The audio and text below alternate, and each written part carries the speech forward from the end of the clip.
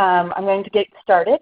The presentation is about 15 minutes, so the goal was to keep all of this short. There will be a time for questions and answers at the end. Please feel free to put questions in the chat box as you have them. So, starting with the POLST paradigm, my name is Amy Vandenbroek. I'm the Executive Director of the National POLST Paradigm. And our vision is the adoption of the POLST paradigm by all states, resulting in consistency of process, improved patient care, and greater patient control and direction over the medical treatments they receive. We really want our patients to be able to have a POLST form, to be able to have it found and honored wherever they are during a medical emergency.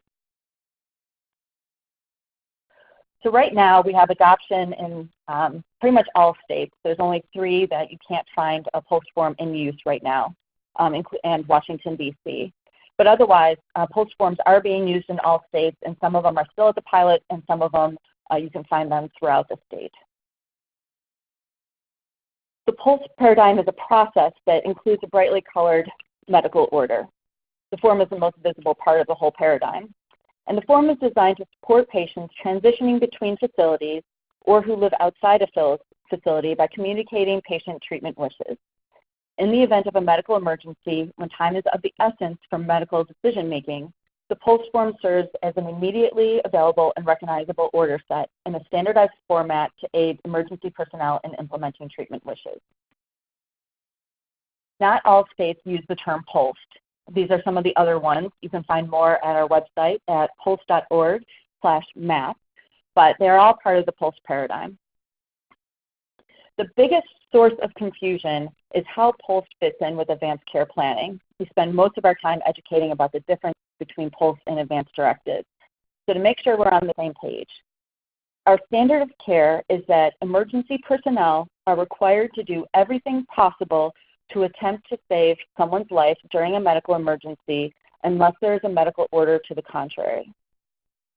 Advanced directives are called different things in different states, but they are legal documents, and people use them to provide general treatment wishes for some unknown future medical crisis, and to identify a surrogate, or someone who can speak on your behalf when you become incapacitated and can't speak for yourself. And then the third bucket is medical orders. And these are do not resuscitate orders and POLST forms. And it's this third bucket, the medical orders, that EMS is actually able to honor in the field. So Section A in most POLST forms is about cardiopulmonary resuscitation. And POLST differs from do not resuscitate orders because do not resuscitate orders just say do not resuscitate. But a POLST form allows a patient to confirm that they actually do want CPR.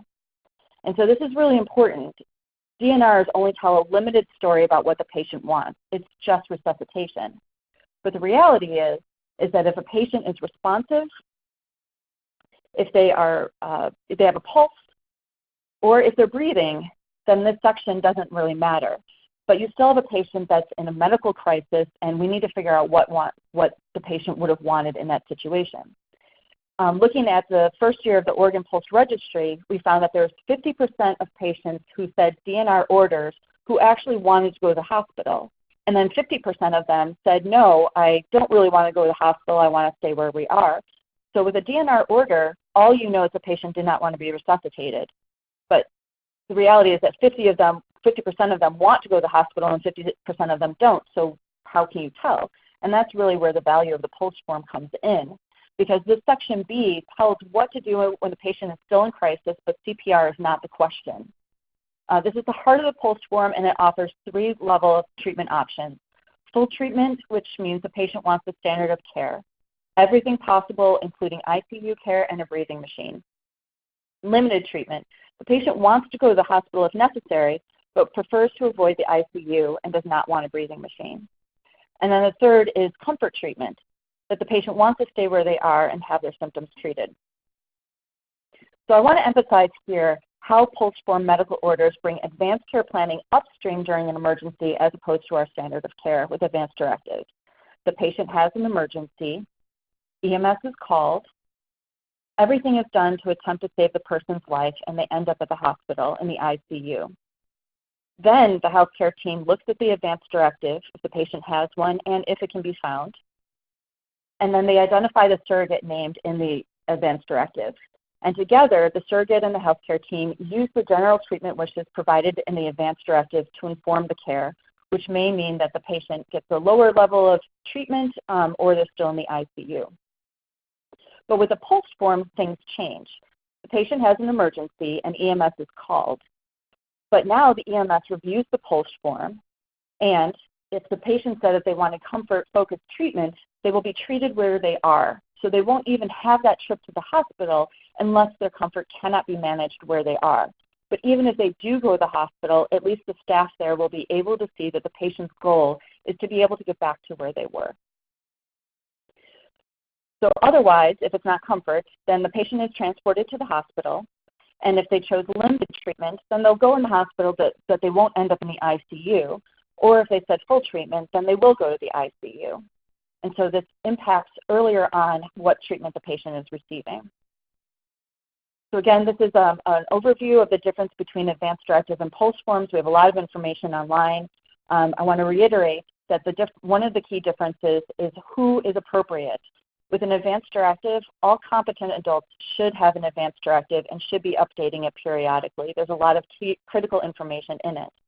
But for POLST, we're really focusing on patients who would not be surprised if they died within the next year. This is the guidance that we give to healthcare professionals to identify that appropriate patient.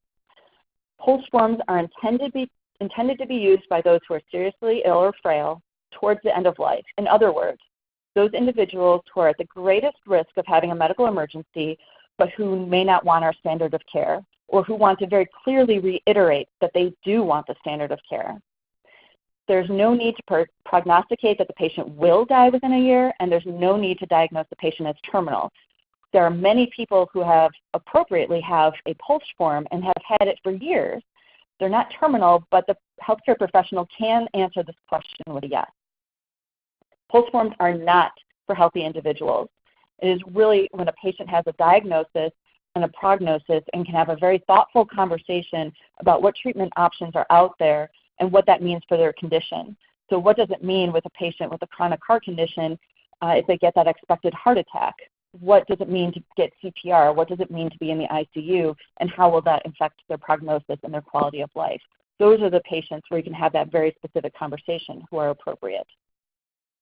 And then as I mentioned before, emergency personnel cannot follow an advance directive, but they can follow a POLST form. Just wanted to reiterate, POLST forms are dynamic. This is not a one-and-done document. Things change over time, and the POLST was created to be easily updated to reflect a patient's current treatment wishes. So if a patient starts off with a diagnosis and they want to reiterate that they want full treatment, they can do that, complete a form. But since prognosis and goals of care may change, the form can be modified. So a patient might start with full treatment, but if their prognosis worsens or their quality of life is horrible and not likely to change, then maybe they want to go down to limited treatment. And if things get better, maybe a clinical trial offers some hope, they can go on back up to full treatment. Or if, unfortunately, things get worse, they may choose to go down to comfort treatment. The idea is it doesn't need to go in a specific order, and patients can change as is appropriate. And we're finding from looking at registry data that about 15% of forms submitted, at least in Oregon, every month are revisions. And of course, a patient may always choose to void their form at any time. So things to remember are POLST is always voluntary, just as it is not required to have an advance directive, and you're not even required to get health care. Patients should not be required to complete a POLST form. Forms can be changed or revoked at any time. POLST is about treatment options. It's not about comfort care. You'll always provide comfort care. It's just about the treatment the patient wants in addition to that. POLST forms are signed by healthcare professionals after a conversation. First, they're medical orders, so they have to be signed by a healthcare professional to be valid. And then second, all forms have some sort of attestation or statement that the healthcare professional is agreeing that the orders on the form reflect the patient's treatment wishes, and those wishes can't be known until a conversation has taken place. And then finally, healthcare professionals complete the form, not the patient. It is never appropriate for patients to complete a form. It's a medical order intended to communicate medical treatment, and it's at a high health literacy level. So patients should not be given the form just to fill out. Just some quick notes about the POLST paradigm. Each state builds its own coalition to implement the POLST paradigm. The POLST paradigm is the concept of the form, the process of the conversation, et cetera. And so by developing the form and the program, it's usually through a grassroots approach. It might be through legislation or regulation. The approaches vary across the United States. But all states considering or actively developing a program are encouraged to participate in the national POLST paradigm, which is the national office. This is the national strategy, where the national strategy work is done. This is where we work as a collective impact, where all participants have a shared vision for change and voluntarily work to build consensus on strategies and on forms and programmatic elements. The National POLST Paradigm serves as the backbone of the initiative and coordinates guidance, research, education, policy, and quality assurance for all programs to follow. On our website, you can find a couple other things that might be of interest to this group. For example, we've got a new map that shows registry information, where states are with respect to developing registries in their own states. We have a signature requirement document just showing what signatures are required in each state in order to have a valid form, what healthcare professionals are able to sign. We have a number of policies. I hit on some of the highlights of the appropriate POLST form use policy, but that's probably the most critical one to take a look at. We also have a policy that is specifically on point for how POLST forms should be integrated with electronic health records. And this is one of the policies that we might be updating as a result of this consensus project. Finally, I just want to add that we have no federal laws on this. And so the paradigm is kind of unique in that this is a volunteer basis. People, all the states are choosing to participate and work together to fulfill this national vision. No state will be successful on its own because we're part of a national movement that will help patients as they cross state lines. So no federal rules or regulations exist explicitly mentioning POLST, which means the national POLST paradigm shapes the standards, requirements, and appropriate use of POLST forms and POLST programs. And the more consistent we can be, the greater the integrity of the program and the better that we can help patients. And I'll just add with a final note that we do have a newsletter. We have the archive online, which you can see a screenshot of here. And you can sign up for the newsletter in our footer. I encourage you to do so. It's a monthly newsletter that provides the new information of research, resources, and news, as well as other things that are going on in the States.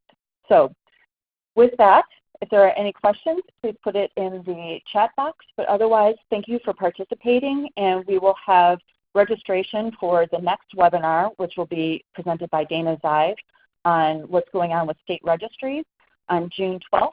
And the registration should be up on the website later today. And that was polst.org/tech-consensus. So thank you.